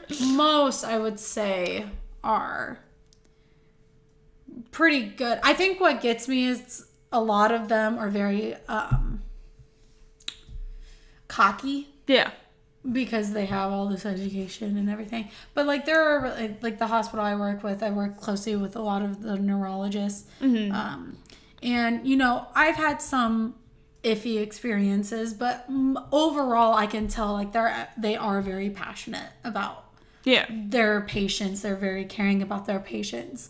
I think it's more on, like, behind the scenes. It's more like, okay, you don't know everything. Yeah. You don't know my job. Back off. But, like, in, like, the actual, like, their actual job, they're very passionate about. Yeah. Very, but there are some doctors who are just cocky and assholes to parents. Luckily, I've never, or people in general, too, for, like, adults and everything. Luckily, I don't have that experience, at least at my hospital, but I think pediatric, you have to be a certain person, and you can't have that kind of personality when you're dealing with children. That's true. I have all adults. Yeah, I was gonna say, I know I don't really deal with doctors, but I know I've seen some of the vibes of more of the doctors and heard some stuff about, some people not being, like, the best, but they eventually get reprimanded because we have a thing where you can actually review doctors. So if they keep getting worse and worse reviews, then they're gonna get yeah. I've heard of that. I think we have that too. Yeah. I've heard the worst ones are like neurosurgeons and plastic surgeons. Makes me think of Doctor Strange. Yeah. Neurosurgeons, and luckily not at our facility. Our neurosurgeons and our plastic surgeons, sweetest people in the world. They are so nice. But adult and, like, older, and maybe even some pediatric, but not at mine. I'm specifying this. If anyone hears this, not at my hospital. They are very awesome. I really like our plastic surgeon. He's awesome. But I've heard because the brain and the face, because those are so important to humans. Mm-hmm. Well, the brain is, I wouldn't say necessarily the face, but the face, because you reconstruct. Yeah. A lot of them have, like, God complexes almost. Yeah. Because they're messing with things that are... I've heard that, yeah. ...very essential to being human. I help all these people, and I am so trained in this, and look at the work that I do. Which I haven't had an experience. Luckily, I've never had to go to a neurosurgeon or a plastic surgeon. But... at least plastic surgery, when it comes to reconstructive surgery, they have a God complex. I don't think people who do cosmetic really do, because it's not really, it's additive. It's not reconstructive. I make the best fake breasts around. I am a god. I'm a god. I make good boobies. I'm definitely clipping that one. I make good boobies. Yeah. I'm doing God's work. God make only boobs. Boobs only. And big lip. And big butt. That is only. Not brain. No reconstruct nose. I make fat asses. So. I make fat asses. I give the people what they want. Yes. Which, not saying, getting plastic surgery is bad, but I find if a plastic surgery is like, I'm doing the God's work out here. If they had a God complex, I would be like, okay, you can have a God complex. How about that? You can have a God complex. These other people cannot. Because having a God complex with a life and death situation, yeah, a bit scary. No, not even life or death. With the brain, it's not really completely life or death. Or they really penetrated, hit that brain. I have so much power over this brain. I'd be like, you can definitely do some damage if you fuck up. Yeah. So they have a bit of a God complex. Yeah. Not so much, I don't think PCPs, but they're more cocky. I've heard cocky. PCPs can be cocky because they're like, I know you better. And I'm like, especially in especially in women, like health. Or, women health. Like, it's like, honestly, don't want a male doctor, really, ever. Not even just specifically, like, gyno stuff. Like, specifically anything. Because I don't want a man to say, he probably doesn't hurt that much. I'm like, how do you fucking know? And you find out my gallbladder exploded. Yeah. I've heard so many bad things about ED trips with women. I can't. Yeah, I've heard also there can be some pediatric doctors who like don't take the parents' consideration, and they're like, no, there's something wrong with my kid, and they're like, because my cousin had this. She had a horrible fever, and her doctor, her pediatric doctor, was like, oh, she'll be fine. And then she, like, her fever went up so high, and the guy was, like, not concerned at all. So they went to a different doctor, and they're like, she has pneumonia. She, like, needs to be treated because this could be really bad. And her doctor was like so shitty, so they left that doctor. Yeah. Because they kept being like, her mom was like, something is wrong, and he was like, it's just a fever, she'll be okay. It's like, dude. Like, well, even if a fever gets too high, it can boil your brain. What am I doing? So it's like, it doesn't matter. Like, obviously with like babies, like even like what we consider a low fever is a high fever. Yeah. Like 101 for us is fine. Yeah. For a baby, that's bad. For us, like going 104, 105 is bad. That's when you should probably go to the ED. Yeah.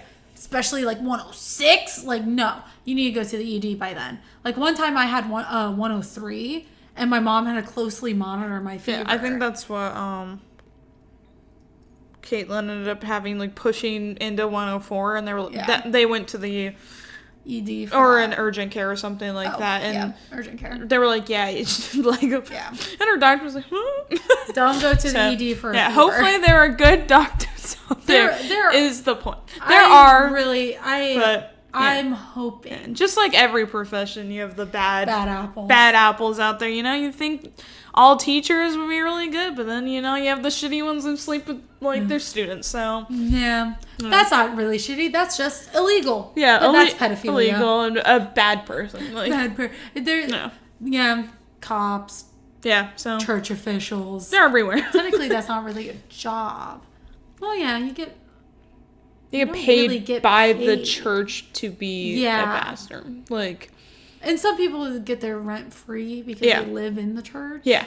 But church officials, doctors. church officials. Well, hopefully nowadays it's not as bad. Back in the day. Yeah, I mean, there's... What else? I'm trying to think. Doctors, teachers, therapists. Yeah. Car mechanics. Mm-hmm.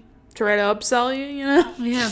That's why if I'm going to a car place, if it's not Tires Plus, because I trust Tires Plus, the one that I go to, that you went to, I trust them. Yeah. They're great.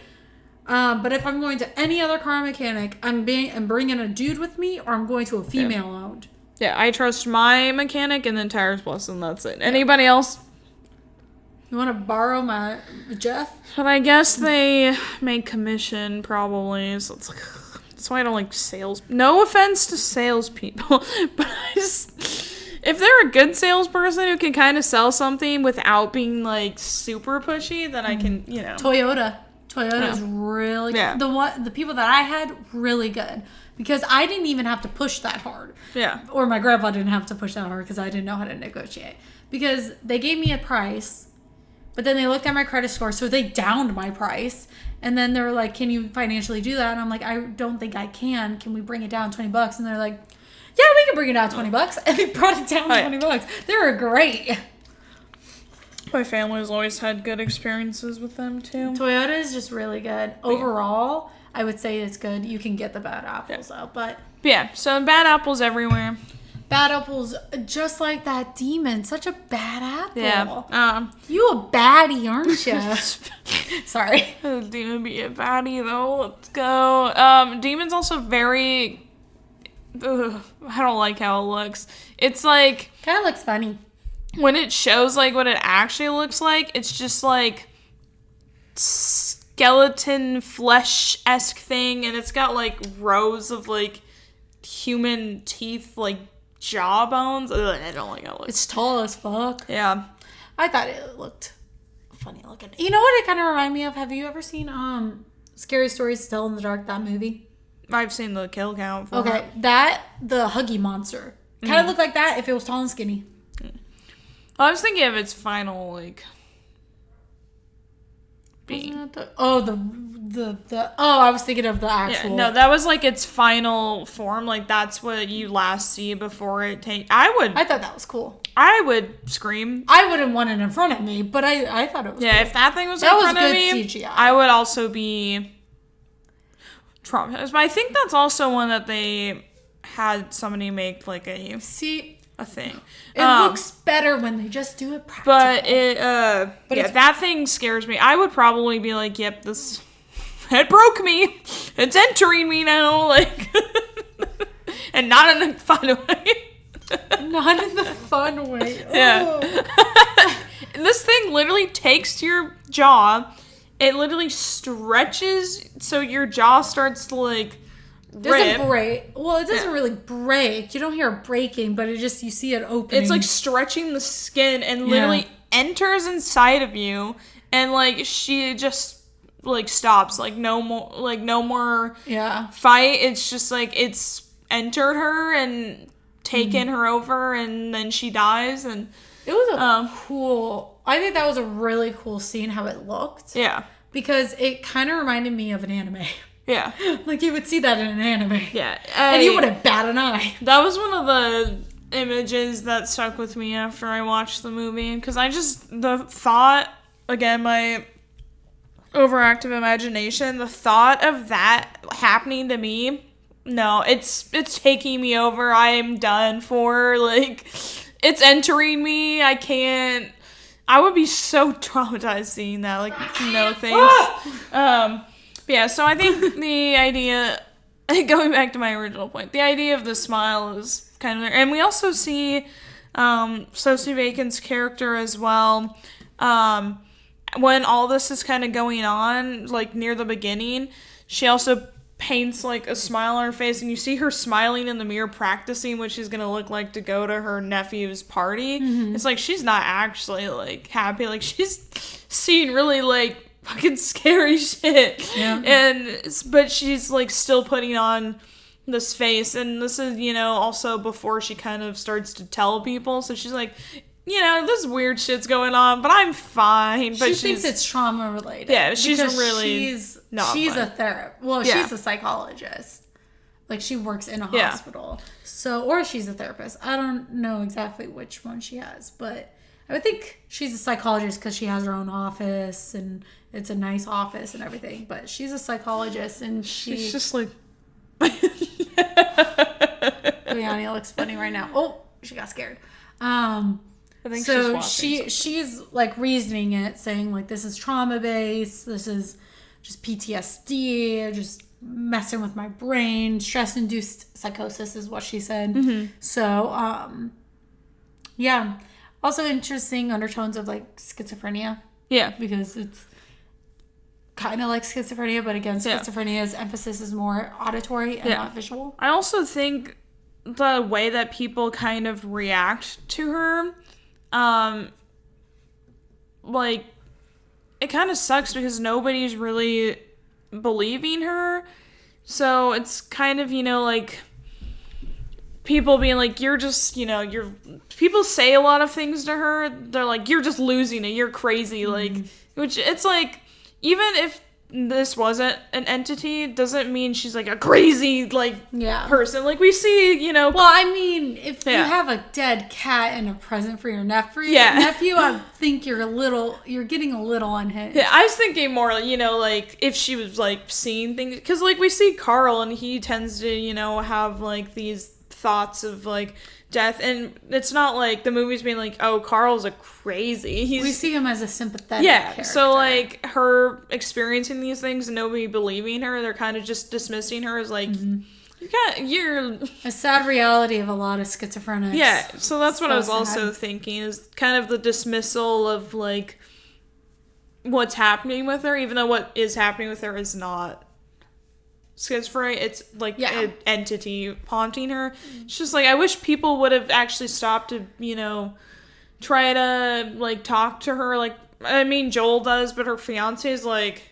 But I guess the cat, though, I could kind of give the fiance a little bit of leeway, because he'd probably be like, what the fuck is going on here? Yeah. Because you were looking for mustache, now you have dead mustache in a box, and she, of course, this is what the entity does. She doesn't have an explanation for that. Like, what is he gonna think? Like, she just found mustache and then boxed him up to give to his nephew, which is still, like, that would be disturbing. So it's like... The entity does a really good job of alienating the person to be like, there's no explanation for this thing. So, like, what is he going to think? But also, what we learn about him is he does seem to be like, as long as you don't bring your shit to me, I'm fine. Like, you're not going to mess up my... Yeah. As long as you're not going to mess up my life, you can be in my life. Like, you can't come talk to me about things, which I think we also see she doesn't... She tries to open up to him, and in the past, it seems like she hasn't felt comfortable, because even when she was like, you know, I had a bad day at work, a patient died, you know, he seems a little bit sympathetic, but she kind of stops herself later on from actually talking more about it, because he doesn't want to hear it, essentially. The vibe I'm getting is he's kind of the person that's like, keep that over there.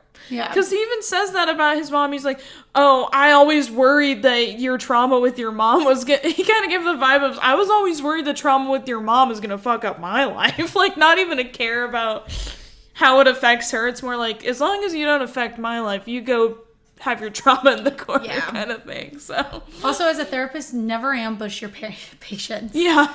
You don't do that as a therapist. That's not how therapy works. Yeah. You let them reach out to you. That's how you break rapport immediately, is if you unannounced show up. Not a good therapist. I think that also shows the fiance, he was just like, I'm gonna get the therapist and, like, also be a part of this ambushing because I need her to be fixed. Is kind of his vibe. Yeah. So. You don't ambush a patient. The only time I would see it being okay is pediatrics, because, you know, with younger children, you can't really do much, really. So you need the parents' permission. So you can ask and say, I'm worried, can I come over? Or the parents can be like, I'm worried, can you come over? That's a little bit different, because it's more of the parents' right. But, like, the therapist isn't just going to show up without the parents' permission. Or take your child without your permission because you want to talk to them at your therapist's office. Little bit like they were like, we're here for your intervention right now. Her and the fiance, it's like, and interventions aren't done by therapists. They're done by family members. Was not like, she was so off put like by that, and it's like, I would be like, I didn't ask for you to be here. And they're also kind of looking at her like you need this. So you don't. We're helping you. Because you brought up interventions, the best way to do an intervention is to let them know that we need to have an intervention. We would like you to be. You give them an option. We would like you to be there so we can talk about it, because we are truly worried about you. You just don't spring it, because that's going to trigger somebody's fight or flight. They're either going to run away or they're going to yell at you. So you're triggering their... Get out of my face. You're triggering their parasympathetic nervous system. So you're not giving them the choice. So the best way to do an intervention is to actually warn them of the intervention and let them choose if they are willing to hear it. Because nobody's going to change against their will. Yeah. They're only going to change if they choose and want to change. That's never going to... It's never going to happen if you force it. Yeah. Because then again, you're forcing a puzzle piece into the wrong space. You need to let that person take that puzzle piece and put it into their right space. Yeah. So that's why I'm not quitting vaping until I'm ready to quit. Well, sorry, this is your intervention. I'm just kidding. No! Garbage. No, I'm just kidding. Jesus.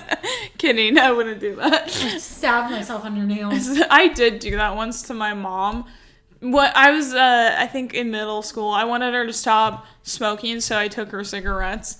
She was not happy about that. They don't quit until they're ready to quit. And then I gave it back to her, and I was like, oh, fine.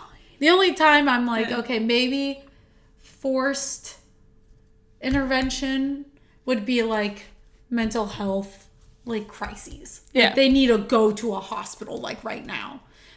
That and then like alcoholism. Like if they're like drinking so much that they're like passed out all the time or fighting all the time, like that's when it's like, okay, we need to force you into AA.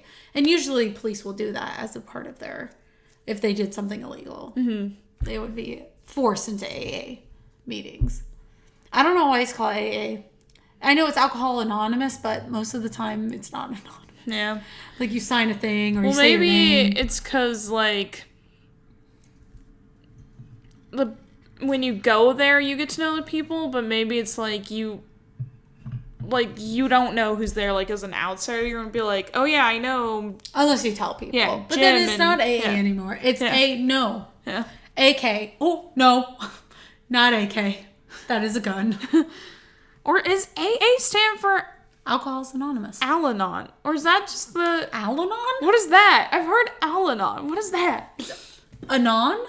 What is... Yeah. That means anonymous, but short. Oh. Alcohol's Anon. Oh, I thought they were... Anonymous. Yeah, you're right. Al-Anon. I thought it was Al-Anon. A separate thing. No, it's just shortened.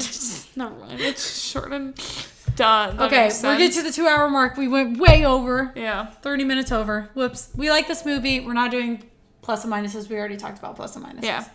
I would rate it a 8. I'll give it an 8. I give this movie a 9. Actually, I'm changing it to 7.5. I'm taking a half one because of the CGI. Yeah.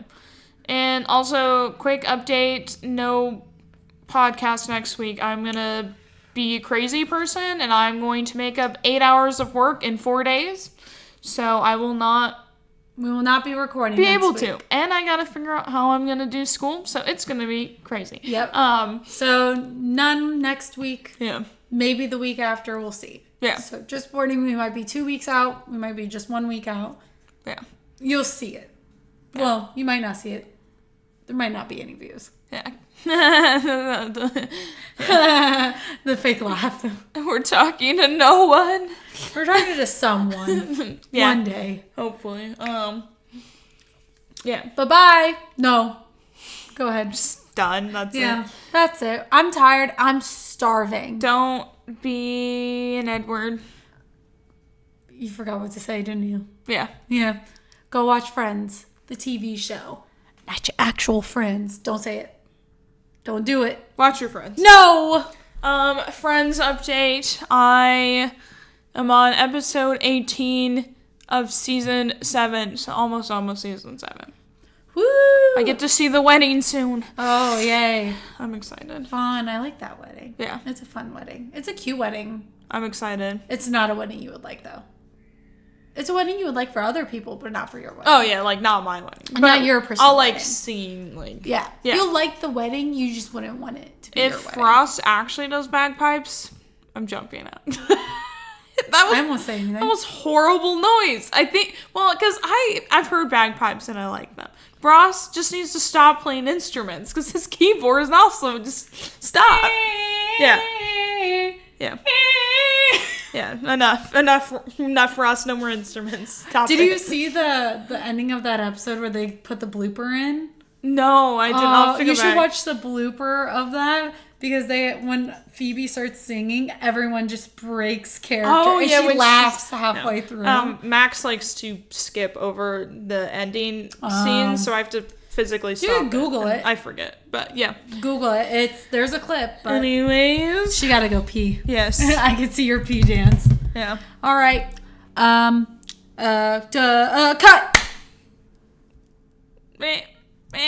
Bagpipe noises.